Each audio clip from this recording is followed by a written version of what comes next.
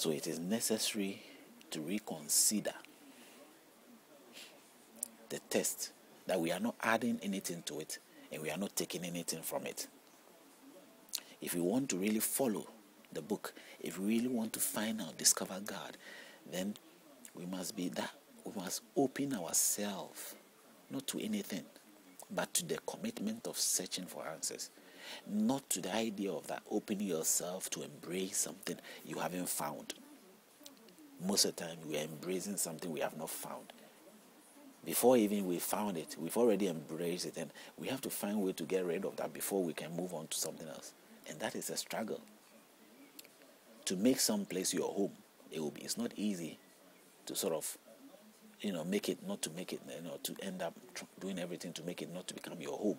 That's a whole lot to do. It's not easy. They say moving in is easier than moving out. Because if you look at it carefully, when I look at it carefully, if you have sort of taken the embodiment of witchcraft or spirit or whichever way it might be, it is not easy to sort of disallow or sort of disregard. The spirit has already taken comfort in his habitat or his new found place or whichever comfort that he is into now. It's not easy. If you give yourself time, you can experience it too. But how did it come to that? It came to that because of what ancestrally has been descended upon us, what we have accepted, what you and I have accepted. It might be Christian, it might be Islam, it might be Buddhist, it might be whatever. Now how do we need to find out that the uncomfortability, the situation that we are in, that experiencing of a peaceful state of mind is not easily achieved. It's because of these errors. It's something that we have to really get a grips of. We have to be able to come to that point of realizing that, wow, this is where the answer is. This is where the issue is. This is where the problem is coming from. And when we're able to cure it, as I said, then we can also make that headway to sort of be able to look forward and know that whether the future is certain or not.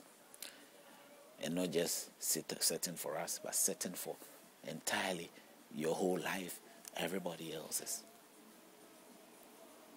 If we move on to 16 of Deuteronomy 4, chapter 4, it says, lest you act corruptly and make for yourselves a carved image in the form of any figure, the likeness of male or female, the likeness of any animal that is on the earth, or likeness of any winged bird that flies in the air. 24 says, for the Lord your God is a consuming fire, a jealous God.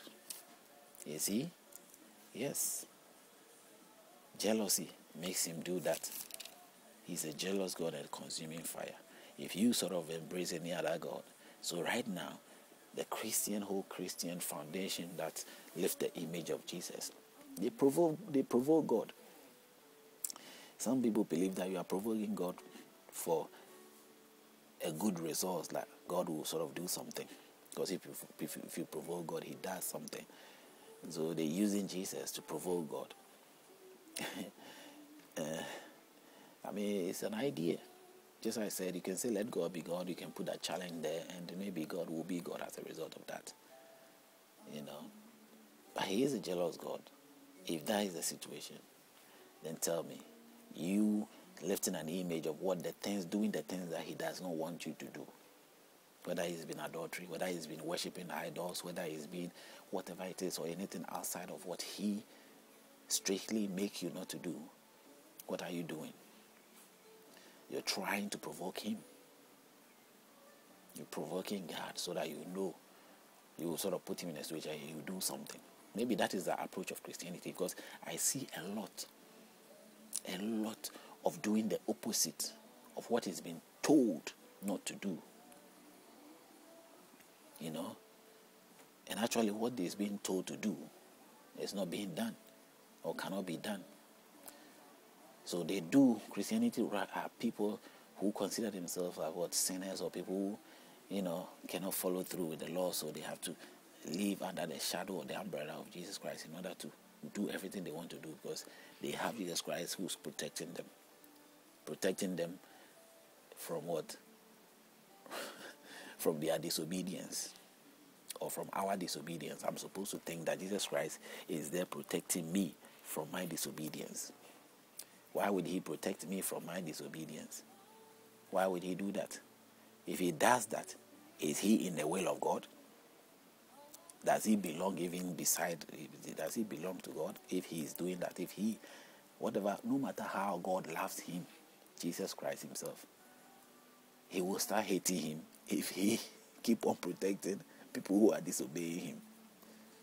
No matter what. Think about it. I don't know how this convinces people, but think about it.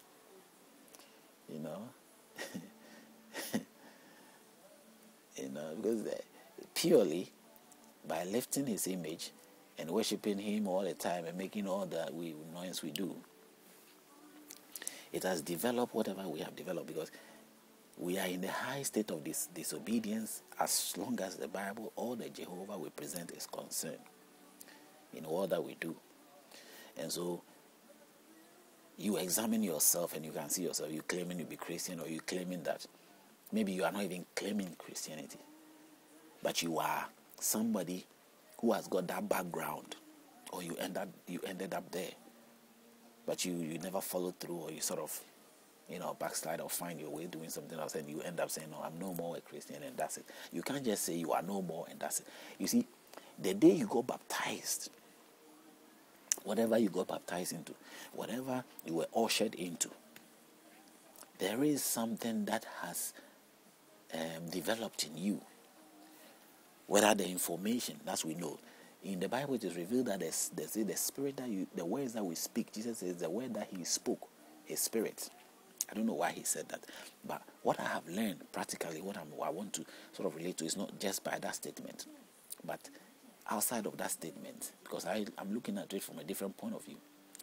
That information, words, information that is being put out there into you to make you what you became. It's not just by saying we are baptized you, or you were a baby and you were ushered into Islamic and that was it. No.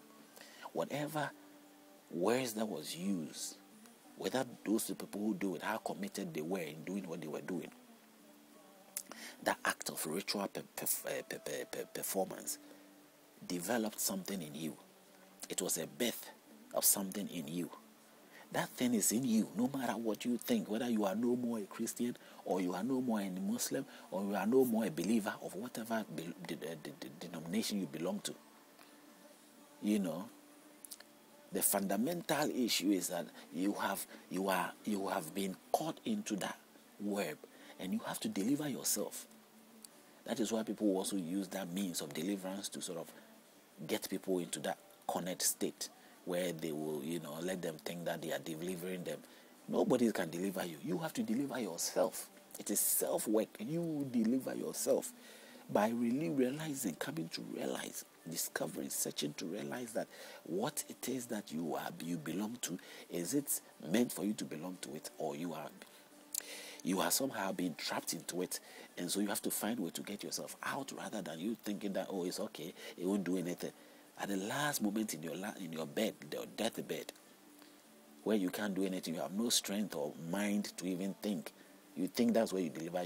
That thing is taking you to wherever it has to take you. If it has already consumed you, because you don't wait till that moment.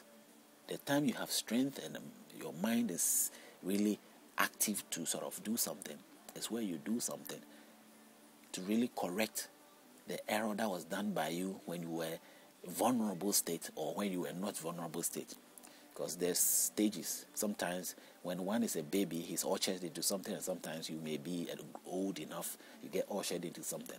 Those all can cause problems, and you need to get your understanding to it and correct it before it gets too late.